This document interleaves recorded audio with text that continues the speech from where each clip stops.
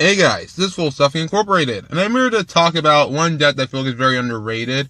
And honestly, if you guys disagree with me here, then please give your opinions down in the comment section below. But the deck in question today is Dino Rabbit. Dino Rabbit is an oldie but goodie, and since the Zexal era, in the beginning of it, this deck was created by a fan, and they freaking took that deck to the top. I mean, the deck itself is so successful that everyone else started net decking a guy and then just started adding their own takes into it and just ran it into tournaments. I mean, it was just so strangely effective when Rescue Rabbit came out. Everyone lost their freaking minds about it.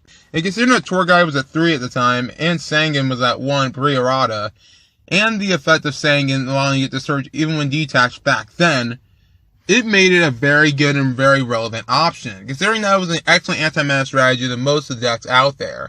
I mean, they could run macro, which they did later on when Rescue Rabbit got hit to 2, and the sheer insanity of the deck and its power and its capability made it so freaking good that they often won tournaments back-to-back, or at least top tournaments back-to-back, and this is coming from a guy that's played Primal Chaos Dragons, and I've had an extremely hard time playing against Dino Rabbit, considering that Torrential Tribute was at 2 at the time, and there were a ton of cards that could just stop my plays, like Logia, stopping my Light Pulsar summons from the graveyard, so I lose resources there. I mean, even if I open Fusion, they can still negate it with Logia. And considering we didn't have Link rules, they could use Leviair to bring the Rabbit back, banish, summon the Vanillas, overlay Verdolka or Logia to negate more stuff, while having Solemn Judgment and Solemn Warning in their back row.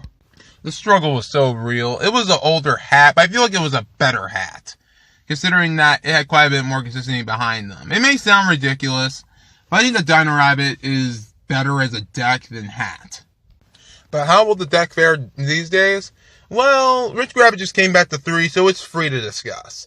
And realistically, I think they've gotten better as a deck. I mean, it's not quite as tier 1-ish as it once was, but it's so freaking good at this point that I feel like that I need to discuss this. And this deck really isn't archaic, because if you think about it, they have quite a bit they can use, like the Paleozoic engine if they want to make toads. And they can even use Unexpected Die and Lost World to prevent targeting, and some monsters from the deck respectively, to make easier plays with your dinosaurs. Not to mention that you have more ways to negate stuff and stop stuff with more Ultimate Conductor Tyranno, Oviraptor to search your cards, and summon more dinosaurs for those plays. Also, I feel like the deck at this point is much better than True King Dinosaurs right now. They lost Lit the Sagam, yet some people are still trying to make the deck work. And I'm just like, what's the point? Because there's too much. Too much they've lost. They lost Lit the Sagam and they lost one Miscellaneousaurus. But they're destroying Miscellaneousaurus for a True King Agnimnizad. Like, why? Like, why would anyone do that in their right mind? It's so freaking stupid. Like, I'm sorry, but they're trying to make the strategy work. I am sorry, but you are desperate. Considering that you use about 5 cards in your hand for that board that could just, you could just tribute over Logia for a Kaiju and just go on with your plays. I mean, I'm sorry, but I also think that the True King Dinosaurs are pretty much dead compared to True Dracos.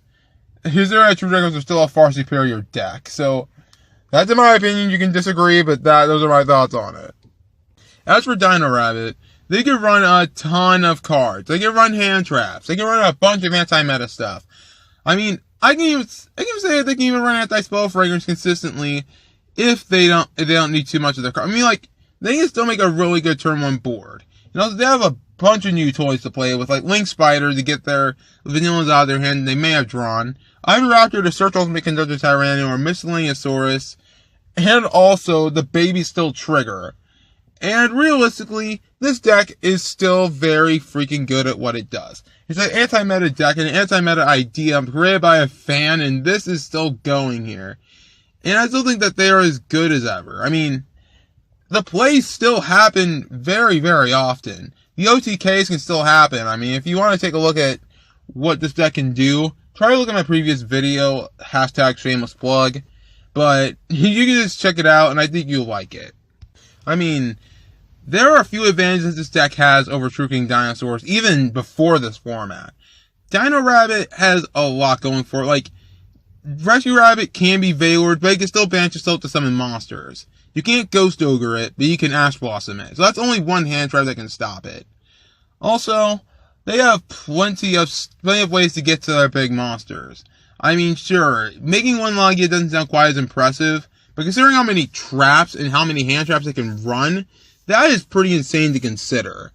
Because they are an anti-mana strategy. They can run almost as much as freaking Evil Swarms, and that in itself is insane. And that's not to say the deck can't OTK either. The deck can be so freaking fast. Like, this deck can open pretty dang good if you have multiple vanillas they can still make some pretty crazy boards. Not to mention that Link monsters actually have some vanillas that are on attribute. Like, if you're to run Mr. Boy, you can run Cabazals instead of Sabersaurus, or in which case, Sabersaurus and Megalith Master X if you ever wanted to summon more vanillas and still get your plays going.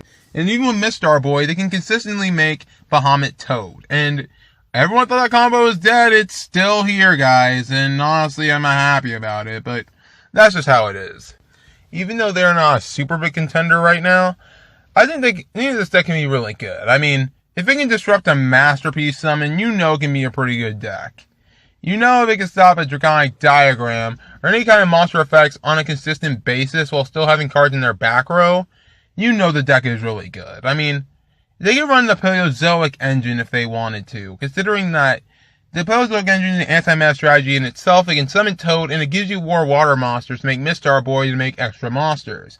And they can run the Frog engine too, so yeah, 037 Wolf deck idea is still very good, and I feel like they'd be pretty effective if done right.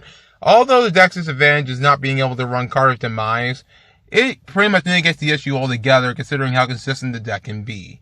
But those are my thoughts on Dino Rabbit. Dino Rabbit is a very underrated deck, and I feel like that they can do something that could be a very big splash in the metagame if given the right player and the right hands. So I hope you guys enjoyed this video. If you guys like it, be sure to hit that like button, subscribe, join the fight for armies, together we will beat the meta. Talk to you guys next time. Hopefully you enjoy my next video, and you guys have a blessed day. Take care.